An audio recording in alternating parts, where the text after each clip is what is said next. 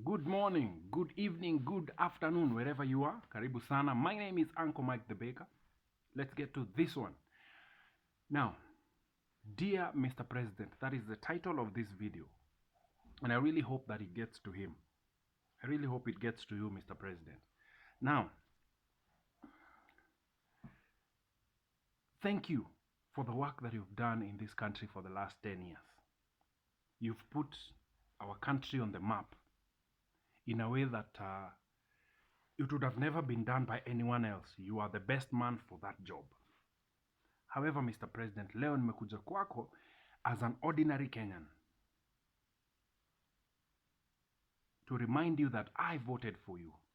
I stood in line for hours, early in the morning, in the cold weather, nikakuvotia. But today, I stand in line the same way in search for fuel. Nasimama kwa laini kwa petrol station get fuel. Mr. President, it is sad. I know you only have a few months left and you're gone. But please, do not leave us in this condition we are in today. This is not a good condition. Now, I have been blessed to go out of the country several times. And all those times I went outside, I couldn't wait to come back home because this place was beautiful. This place was home. Today, if I got the chance to go out, I would never come back here.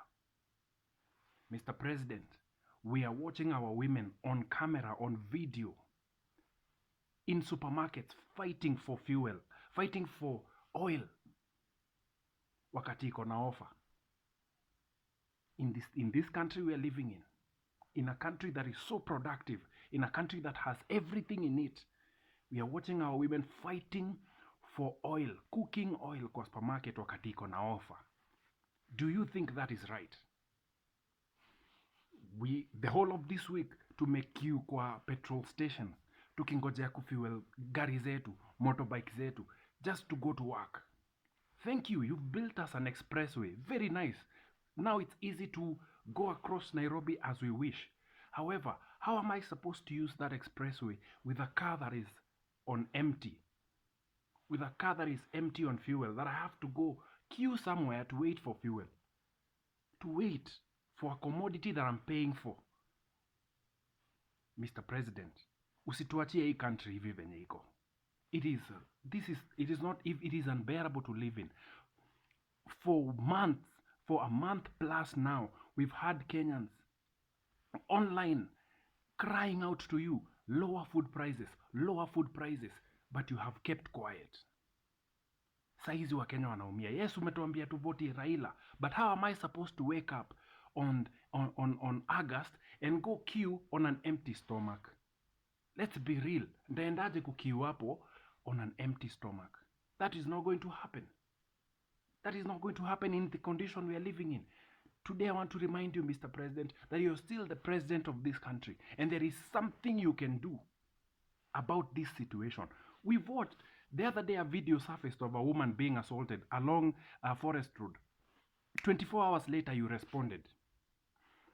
The other weekend we saw a video of a woman screaming kwa probox. 24 hours later they were arrested along Thika Road. You remember? Along Thika Road. They were arrested quick fast.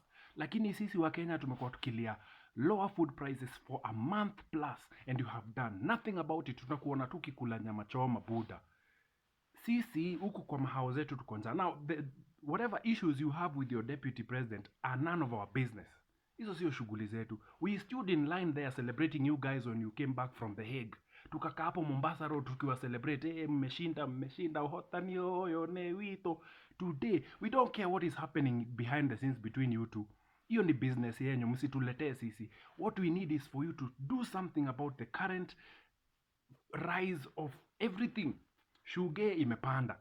Mafuta ya kupika tulikuwa tunabaingi 140 just a few years ago. Today that oil women are fighting for kwa supermarket wakati iko na offer ya so moja.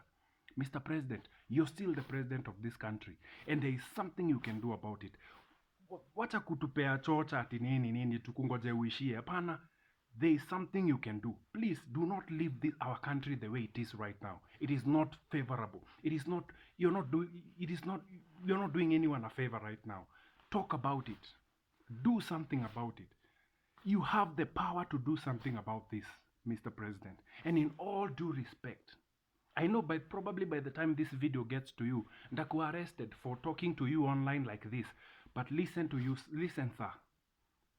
We are the same people who voted for you. Today we are queuing to get fuel. Today we are queuing in supermarkets when there is an offer for something we can eat.